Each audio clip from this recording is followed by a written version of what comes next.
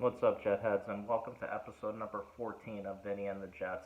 As always, please like, share, and subscribe. So, breaking news, the Jets are 0-11 now for the first time in franchise history, dropping a game to the Miami Dolphins 20-3. Miami completes the season sweep of the franchise, and this is the part that sucks the most about, the season is it's over now for Sam Darnold. It's over.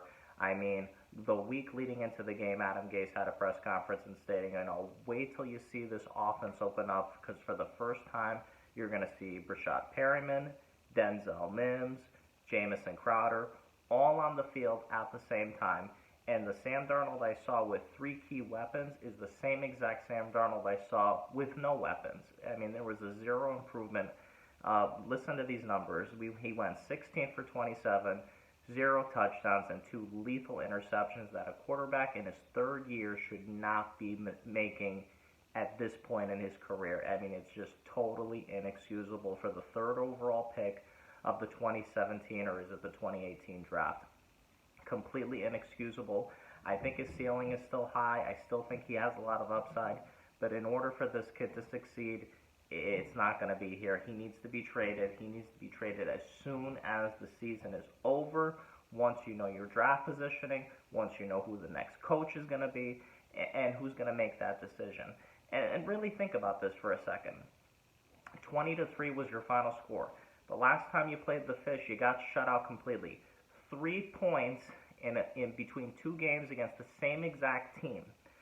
The Denver Broncos played a kid at quarterback who hadn't played quarterback since college, was a converted wide receiver off the practice squad, and they scored 3 points on Sunday against the New Orleans Saints. It boggles the mind. I mean, things like this just don't even happen when you have a week to prepare. Totally unbelievable.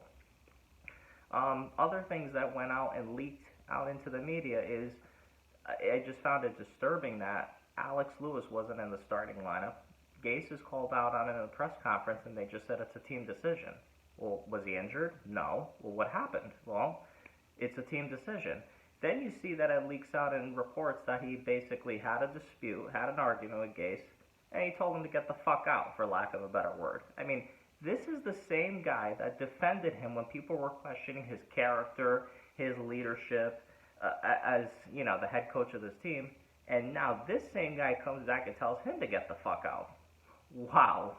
Just, the division in the locker room is just, it's unbelievably sad. And I said this when they hired this guy 2 years ago. This guy is a locker room divider. You saw it happen down in Miami, and they ran him out of town when you had your own players turning against the staff, the owner, even the fans. It was a disaster. And then what does the Johnsons do? They say, this is your guy who's the best, he's your best option to get to the Lombardi Trophy. Unbelievable. As far as the play calling goes, I still want to know who is calling the plays. You guys all saw it. Everybody's making a mockery out of this. I've never heard of such a thing in all the years I've watched professional football. So this is what Gase tells the media, and I love the fact that Rich Cimini called him on it. I've had my disagreements with Rich Cimini on ESPN for years. Oh, but I loved it when he called him out on it after the game, where who's calling the plays now? Well, Dowell's going to call the plays. Dowell Loggins, he'll call the play into me, and then I'm going to take the play, and then I'm going to call it into Sam. So you got to do 3 steps before the play is called. How could that be? The play clock is 45 seconds. I mean, I'm surprised they're not getting delay of the game every single play on the field. 3 people have to discuss the play, and they even asked him, well, who called that play? And he goes, well, Dowell's calling the plays. He's like, well, we were looking at him the whole time on the sideline. He was talking to the offensive line coach. He wasn't doing anything. You're calling the plays. Well, which part of the game was it? Oh, come on. This guy is a stone-cold liar. He's a brutal head coach. This guy is not a leader among men. The only time you see him when he's involved in the game at all is when the offense is on the field, and when the defense is on the field, even the special teams, he's sitting on the sideline, he's talking to other coaches, or he's looking at his play sheet. He doesn't care. You need somebody to come in here that is concerned with all 3 phases of this game. It's ridiculous. It's completely ridiculous. The fact that he still is employed at 0-11 when You see what's going on in the league. Matt Patricia and the GM in Detroit both get fired. Why? Because their team got humiliated on Thanksgiving Day at home. That's how you do it. Not just the coach, not just the general manager. They both have to go. Both at the same time. You see the mess going on in Jacksonville. They lose. They choked away the game, but they actually tried against Cleveland. I was rooting so hard for them to win that game. But they actually tried for the second worst team in the league. So in the middle of the end of November, early December, he was like, well, this is how we're going to send a message. We're going to fire the GM. Well, what good is that? What good is that? I mean, he picked the players at the beginning of the season. What good is it? Get rid of Marone while you're at it. I mean, it shocks me, too. It was just a couple seasons ago, they were one game within the Super Bowl, and that's the guy who should have gotten the job before Todd Bowles. That's why they tell you the NFL really should stand for not for long, because when you don't win, you gotta go. And this guy, Adam Gase, he's gotta go the second that the clock says 0, week 17, when we lose to the Patriots, because they're gonna lose. The moment the game is over, he needs to be booted out. And then, as far as the coaching search goes, it needs to be going on now. Now. Whether you want to make a run at Eric Bieniemy, Arthur Smith, Matt Campbell, that report last week of Pat Fitzgerald, although I don't see him coming here. I mean, why would he come here? He's like big man on campus over there at Northwestern. I highly doubt he's going to want this job. Why would he? He's got a good situation over there. But as far as defense goes, I mean, they had 4 sacks combined between multiple players. The highlight was really Quinnen Williams. I mean, I was highly critical of that pick. And I'm sick and tired of the Jets drafting interior defensive linemen when they have so many other holes between the offensive line, the secondary, the weapons on the offensive side of the ball. But he really showed up and he played. And there were reports earlier this year they were looking to see if they could trade him and see what they could get. But I wouldn't trade him at this point. He's one of the few bright spots on the team as it is. So I would hold on to Quinnen going into next year and see what we could do. Maybe make him a potential defensive captain with a better coaching staff in place. But we'll see. But overall with the defense, though, don't get too excited. There weren't any turnovers. 4 sacks combined is great. 1.5 of them came from one player in Quinnen Williams. So I'm all right with that. Anything else we'd have to cover? That's pretty much it. Another embarrassing loss. These guys are collecting a check at this point in time. They're still feeding the bulk of the carries to a guy like Frank Gore, and I respect him. He's really playing his heart out. He doesn't want to go 0-16, a future Hall of Fame player like that. But seriously, I mean, I don't want to watch the Joe Flacco and Frank Gore show. These guys aren't going to be on the team next year. More than 50% of the roster isn't going to be on the team next year.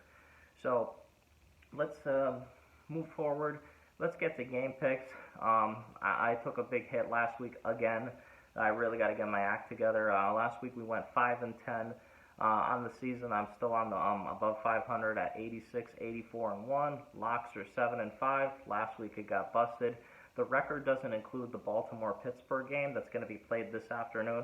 I mean, look at the NFL, the way they're shuffling these games. Tuesday games, Wednesday games. I'm surprised they've lasted as long as they have. But let's get into it. We'll start with the game that most Jets fans are intrigued by is Jacksonville visiting Minnesota. Let's go Jags. Let's go Jags. Hard on this one, but Jaguars are 9.5-point underdogs. I'm taking the points. I think they put up a hell of a fight against Cleveland on the road. I think they continue that. Not sure they could win on the field, but I expect them to cover the spread. Take Jacksonville plus 9.5. Then our game. This is an easy one. Las Vegas Raiders are flying across country to visit the New York Football Jets. Jets I fully expect to go to 0-12, another first in franchise history. Another shot towards maybe getting Adam Gase out of the building. Highly doubt it though. But I take the Raiders and I fully expect them to win by double digits. I contemplated making that a lock, but I'll get to my lock later on. So Raiders minus 7.5.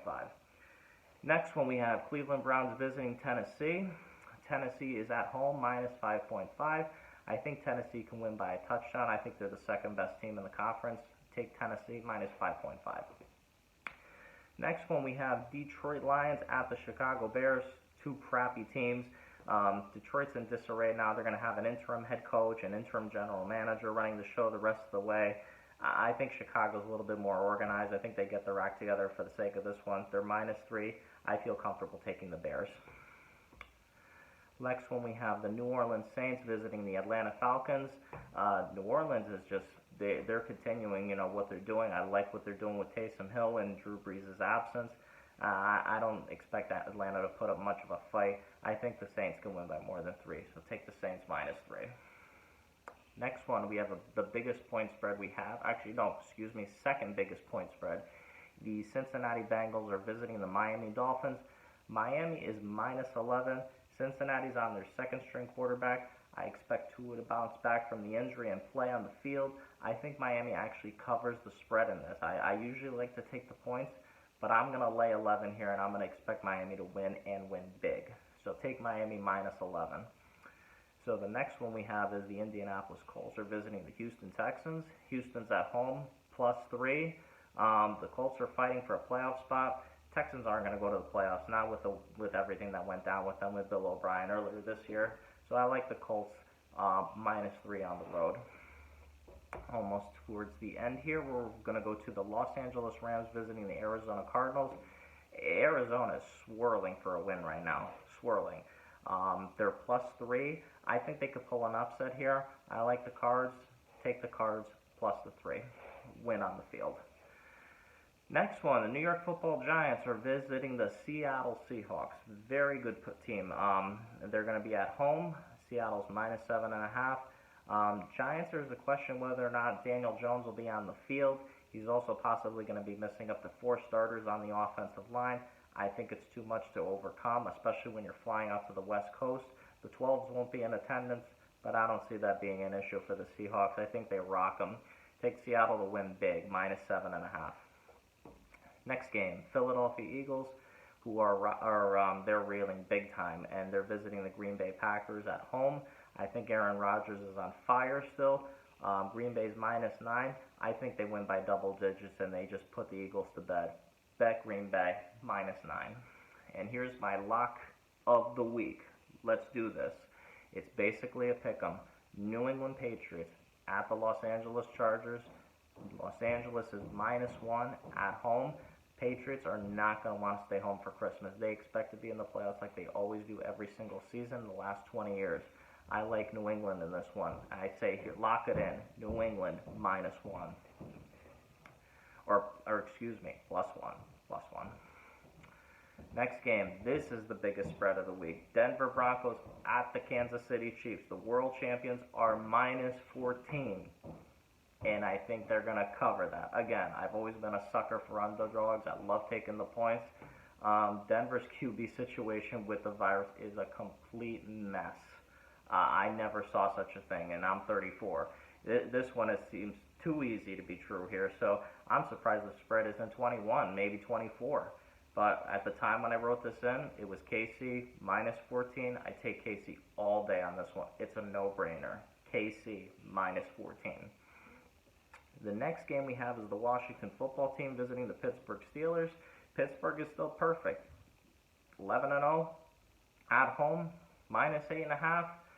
The football team, they're not scaring me. I think Pittsburgh stays perfect and they cover, -8.5.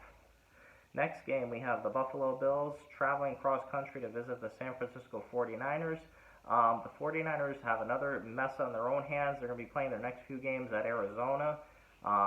I think that's Sun Devil Stadium, if I'm not mistaken. I guess the situation is they can't play contact sports in San Francisco with the way the virus has erupted over there, and it's not just professional football, it's all contact sports. So, I mean, between travel schedules and getting ready for an opponent, Buffalo's really good. I think they're going to continue this. I think they take it to them, and I think Buffalo shocks a lot of people, and they pick up the win on the road. So I take Buffalo -2.5 in a very close game. Last one on the lineup is going to be the Dallas Cowboys visiting the Baltimore Ravens. I had a hard time with this one. Reason being is multiple players on the Ravens have tested positive for COVID-19. I don't know who's going to be in the lineup, out of the lineup. I still think the Cowboys are a disaster. I don't think the Cowboys are going to win on the... I think it's going to be closer than people think. I expect Baltimore to win. I just feel more comfortable taking points on this one. I would take Dallas +7 to keep the game close. I could see it being like Ravens 24-20, something like that, or Ravens 24-17. So, with that being said, that concludes our 14th episode. I thank you guys for your views, your loyalty, your likes. Leave me a comment, a question. I'd love to get to it on the show. We could talk about it. The point spread. Who do you like as the Jets, to look at as a potential head coach? Do you think Trevor Lawrence wants to come here, or what is it going to take Trevor Lawrence to want to come here? I think you got to get into the kid's head. Once he knows that we have the number one pick solidified, I think you call his agent and say, what type of coach do you want? Do you want an experienced head coach? Do you want an offensive-minded head coach? Do you want a guy who's going to pick his own staff? Do you want somebody who's going to work well with Joe Douglas? Or do you want somebody who's already familiar with Joe Douglas? What is it going to take to make him happy and want to come play in New York City? I fully expect him to come. He already let it leak that he's saying goodbye to Clemson. He's played his last game in Death Valley. That's a relief. You still got to convince him to not pull an Eli or an Elway and say, I'm not coming here. But realistically, when you're the number one pick, you're going to go to a bad situation. And granted, New York City is the number one media market in the world. You could really market yourself here. Do you really want to go to Jacksonville where they have no fans? Do you want to go play for the Washington football team? The only team maybe in the top 5 that'll be picking that will be attractive, maybe the Dallas Cowboys. But we'll see. I hope somebody gets into his ear and talks sense into this kid. I wish things would get better, but I'm still rooting for 0-16, as painful as that is. I just want to, be on the right track, because things are going to get uglier before they get worse. But thanks again for tuning in, guys. Please like, share, and subscribe. I'll see you all next week.